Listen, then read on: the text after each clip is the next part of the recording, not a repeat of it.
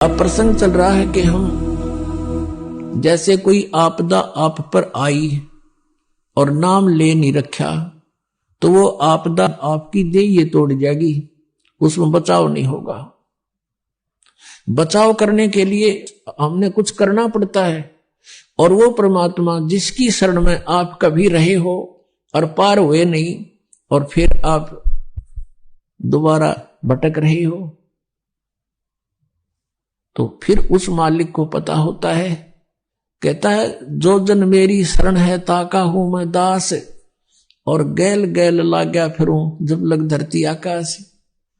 अब जैसे हम कबीर परमात्मा की शरण में नहीं थे, हम अपनी तरफ से तो नहीं थे शरण में, लेकिन हम पहले से इनके संबंधी थे। कई बार ऐसी जबरदस्त दुर्घटनाओं से बाल बाल हमें बचाया है।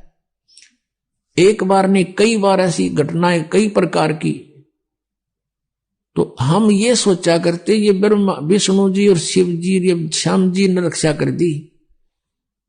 कहते नहीं,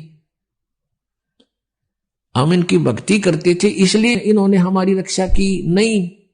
जैसे एक टटीरी पक्षी था, महाभारत के अंदर एक प्रकरण आता है, महाभारत ग्रंथ में लिखा है कि महाभारत का युद्ध होने को जा रहा था, आमने सामने सेनाएं खड़ी थी। उस कुरुक्षेत्र के मैदान में कुछ दिन पहले युद्ध में सेनाएं इकट्ठी होने से पहले एक टटीरी नामक पक्षी ने, उस मादा पक्षी ने अंडे उत्पन्न कर दिए उस कुरुक्षेत्र के मैदान में। और जब देखा चारों तरफ से सेना इकट्ठी होगी तब उसने जान लिया कि तेरे बच्चे मरेंगे, तेरे अंडों का नाश होगा। उसने भगवान से प्रार्थना की। अब टटीरी ना तो राम की पूजा करे थी, ना वह श्री कृष्ण की, ना गॉड की, ना अल्लाह की। अब उसका कोई इष्ट देव नहीं था, लेकिन आत्मा की पुकार करी उसने। आत्मा का साथी कौन है? एक परम अक्षर ब्रह्म है, क्योंकि हम उससे उत्पन्न हैं, और वो मदद उसी की करता है जिसके पिछले जन्म का कोई संस्कार होता है। ना तो टटीरी छोड़ यहां आदमी डडा डडा के मर जाते हैं, उनकी नहीं सुनता वो, और वो उन्हीं की पूजा जो पहले हम सोचा करते ये मदद करें फिर ना करी, उन्हें जब दे ही तोड़ दी काल ने।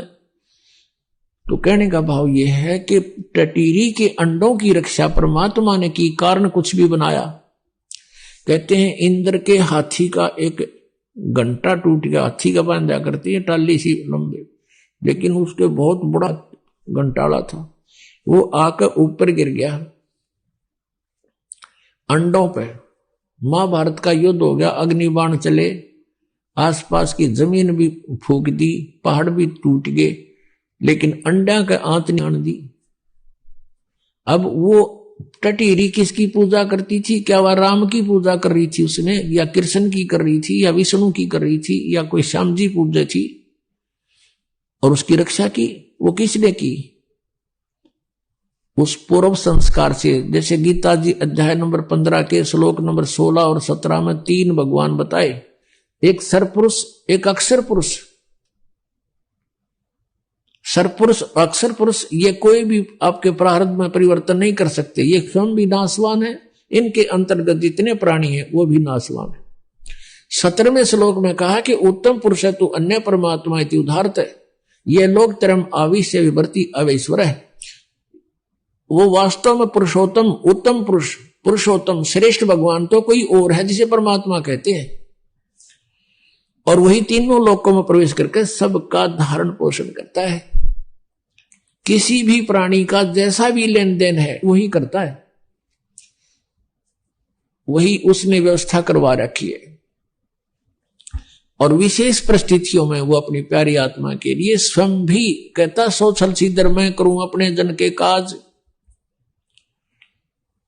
अपने आत्माओं ये इतने दयालु हैं हमारे साथ, फिर भी भटकते रहते हैं, हम तो यहीं रह जाते हैं मूर्खता से।